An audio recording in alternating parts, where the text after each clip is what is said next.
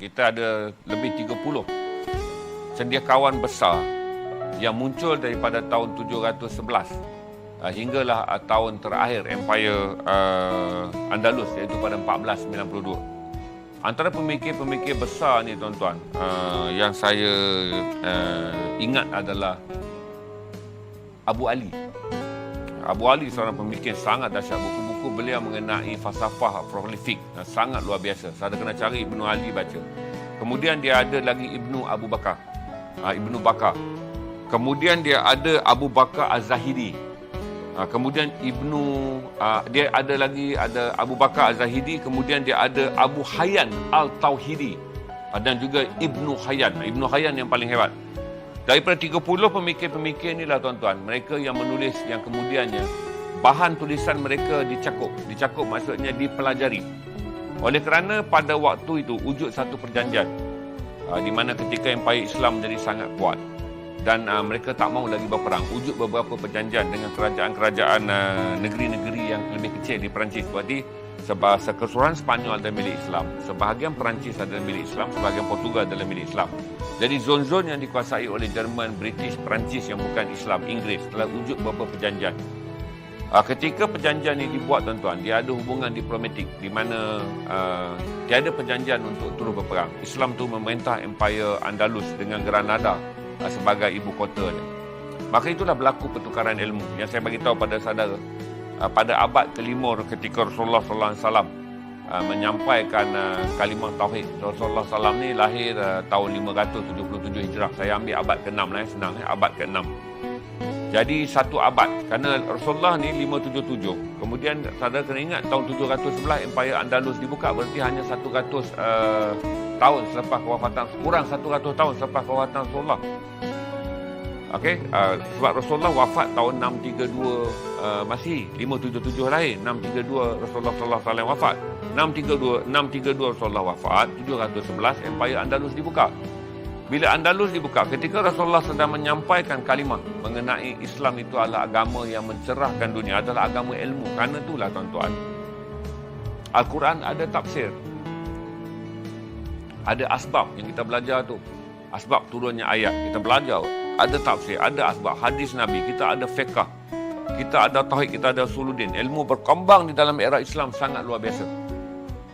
Ketika itu Barat berada dalam kegelapan, di mana kitab-kitab Kristian hanya ditafsir dengan mengatakan apa saja benda yang diucapkan oleh mana-mana orang, yang tidak dipersetujui oleh mana-mana padri, yang diiktiraf oleh mana-mana raja di negara-negara Kristian, maka perintah bunuh, hukuman bunuh di atas tuduhan murtad boleh dikenakan kepada sesiapa saja pemikir Barat yang pada waktu itu mengeluarkan idea-idea yang dianggap oleh gereja dan istana Kristian sebagai bertentangan dengan kepercayaan mereka.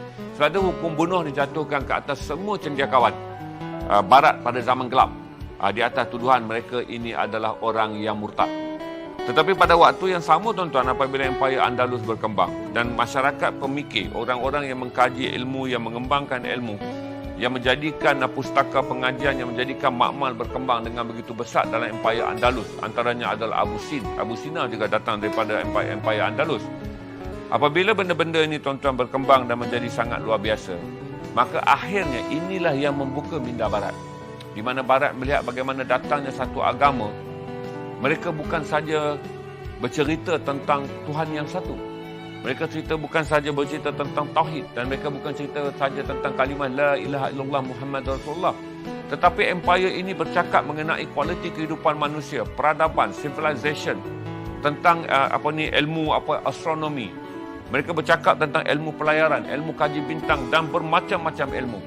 Pada waktu itulah tuan-tuan, DNA ataupun mentaliti Islam telah menyerap masuk. Kan saya kata tadi kan ada perjanjian. Bila ada perjanjian, orang kafir boleh datang ke negara Islam yang saya sebut dalam Empire Andalus, dan orang Andalus boleh pergi ke negara bukan Islam. Masa itulah pertukaran ilmu berlaku. Pertukaran ilmu itulah yang mencerahkan Eropah, hinggalah Eropah menjadi cerdik pada abad yang ke-12. Kerana setelah abad yang ke-12 Eropah menjadi cerdik. Kerana pada 1013 Eropah menang beberapa negeri yang telah ditawan oleh Islam. Berarti cakupan dan juga proses penyalinan ilmu dapat dibuat. Jadi sebab tu tuan-tuan, saya nak bagi tahu pada tuan-tuan, kalau kita baca semua Andalus, salah satu sumbangan yang paling besar memahami sejarah Andalus. Saya tak ada kawan, tuan-tuan. Bila saya kehilangan Lolok, saya tak ada kawan. Sebab Lolok ni kalau datang dengan saya, benda yang dia suka Andalus. Sebab saya ni pula mahir juga tentang sejarah Eropah moden. Kerana saya minat sejarah Eropah moden dan saya lebih mahir pada Empire Osmania. Jadi Lolok ni kalau datang, tuan-tuan, dia seorang yang sangat obses tentang Andalus. Hari inilah tuan-tuan, barulah saya rasa bahawa pemergian Lolok ni adalah pemergian yang sangat terasa.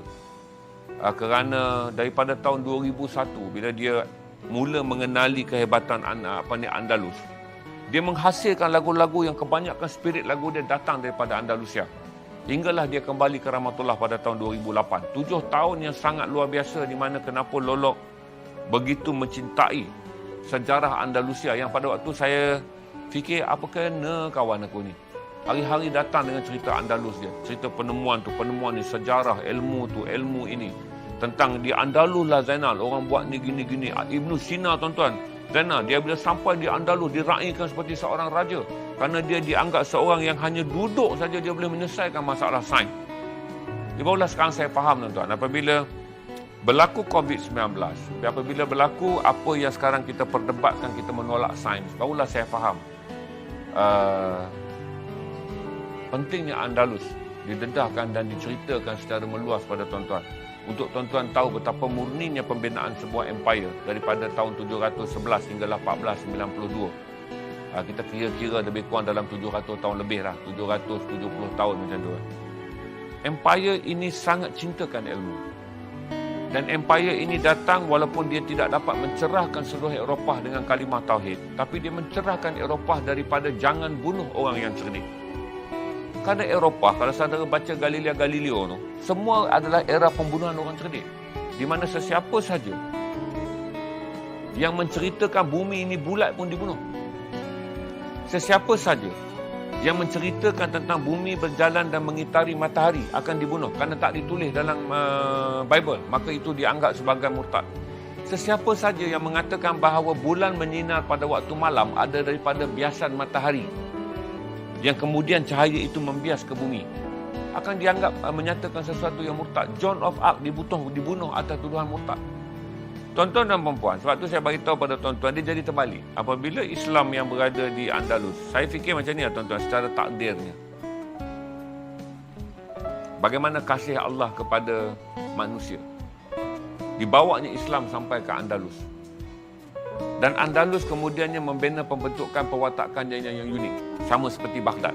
Di mana kesemua khalifah-khalifah yang membina empire-empire di Andalus sama seperti di Baghdad adalah khalifah-khalifah yang cintakan ilmu. Harun Aminur Rashid membuka perpustakaan yang pertama di Baghdad, juga pada abad yang ke-7. Bila sampai di Andalus tuan-tuan, oleh kerana sultan-sultan ini berada dalam keadaan kegembiraan mereka bukanlah harta. Pemerintah-pemerintah ni yang ada kegembiraan mereka bukanlah memiliki harem. Harem tahu kan, tempat perzinaan yang disahkan untuk raja-raja. Apabila datang pemerintah-pemerintah yang mereka sangat passion pada ilmu, mereka mahu mengatakan bahawa datangnya Al-Quran dan Muhammad Rasulullah SAW itu bukan sahaja mencerahkan perjalanan untuk mendapat syurga, tetapi mencerahkan dunia, supaya dunia yang cerah ini dapat mencerahkan manusia untuk tahu bagaimana cerahnya syurga. Jadi ilmu itulah tuan-tuan, walaupun terhakis dan terbuang, ilmu itulah yang terhasil dan kemudiannya menjadi wabak yang paling hebat di Eropah, iaitu wabak ilmu.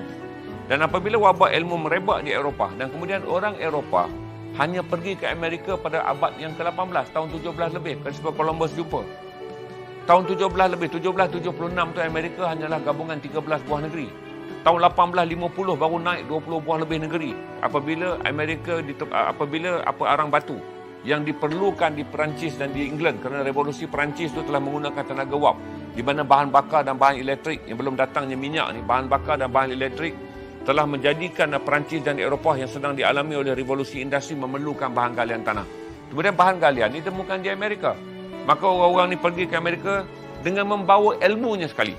Dan akhirnya Amerika menjadi pusat ilmu. Tanpa dunia tahu bahawa kalau tanpa Andalus, tanpa raja-raja Andalus, tanpa jasa Tariq bin Ziyad pergi ke Andalus, tanpa raja-raja Andalus, hinggalah saya kata tu raja yang hebat tadi itu, iaitu keturunan Rasulullah Sultan Muhammad Abbas tu tuan-tuan,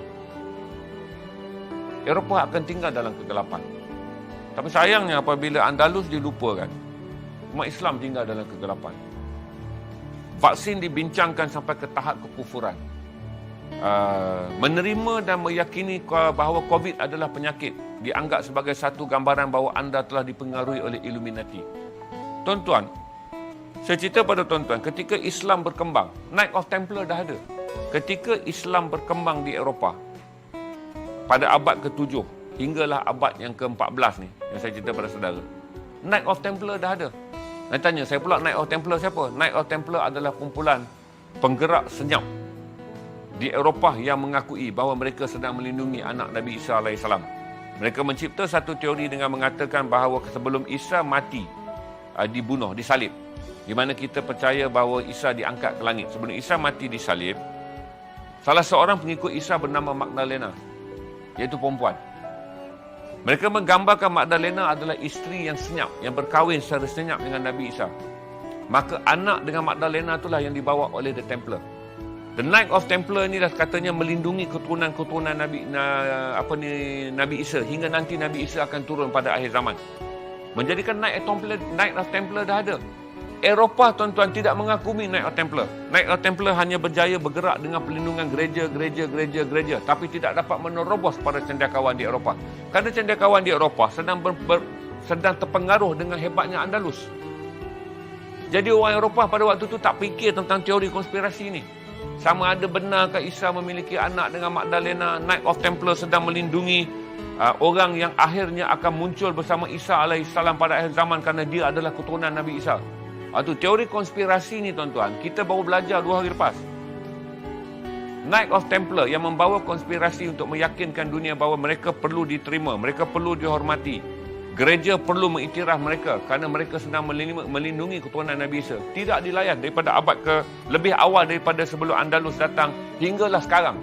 Kerana Eropah telah mencium bau ilmu yang dibawa oleh Empire Andalusia. Tapi tu saya nak cerita dekat saudara malam ni, kata rasa hibur lah tuan-tuan, kita kehilangan kawan baik. Sekarang saya sembang seorang tuan-tuan. Harap next time kalau kita dah ada kafe, bolehlah saya melepaskan kerinduan. Dulu beginilah tuan-tuan, saya sembang dengan Lolok. Tapi kalau sembang dengan Lolok, saya kena duduk diam tuan-tuan. Kalau tidak, kita kalau sembang dengan Lolok, basah tuan-tuan. Sebab dia datang daripada Sungai Buloh, tujuan dia aku mencari pendengar. Aku bukan nak mendengar. Jadi kita kena dengar. Kita kena dengar. Sebab tu saya fikir, kata, kenapa arwah dulu tiba-tiba menjadi seorang yang sangat aneh. Seorang yang pada waktu tu sangat ekstrim kepada Existentialism, sangat suka bercakap dengan saya tentang Dadaism, sedang suka bercakap dengan saya tentang Galileo, seorang yang banyak membaca Apokalips, seorang yang suka pada Nostradamus. Saya heran kenapa pada tahun 2001 dia datang kepada saya dan dia tiba-tiba menjadi manusia Andalus. Hingga kami ketawa. Kadang-kadang kami beritahu, jaga. Itu Raja Andalus dah sampai.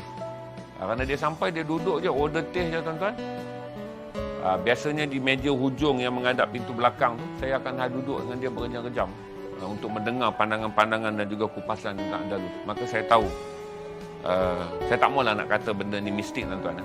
Dia berlaku biasa saja. Bahawa sahabat saya mula menyadari bahawa sekiranya Andalus dilupakan, bukan saja kalau Andalus dilupakan, orang Islam akan tinggal dalam kegelapan. Kerana Andalus lah perlu diceritakan sebanyak mungkin supaya orang Islam yang ada sekarang ingat bahawa kita lah yang membawa cahaya ilmu. Mana-mana siapa saja yang hari ini mengatakan mereka tahu tentang ilmu, tidak ada satu pun ilmu yang baharu kecuali ilmu yang dibawa oleh Al-Quran, dikupas oleh orang Andalus. Fizik, kimia, biologi, algebra, matematik, apa saja hanyalah pengembangan yang di mana asasnya telah pun dibentuk oleh Andalus. Itu saya rasa saya kongsi dengan saudara supaya saudara juga mencintai Andalus. Supaya saudara mencintai kerana ada negeri-negeri yang ditakbir di Andalus adalah negeri yang ditakbir oleh keturunan Rasulullah sallallahu alaihi wasallam. Mereka adalah raja-raja yang mencintai ilmu. Mereka adalah raja-raja yang mengatakan bahawa setiap orang yang cerdik raikan. Setiap orang yang cerdik yang datang untuk mengukuhkan lagi hujah bahawa Al-Quran, Islam adalah agama yang sempurna dunia akhirat dengan Al-Qurannya itu. Maka kita kena belajar supaya kita tidaklah akhirnya mengatakan lari, jauhi diri daripada fitnah.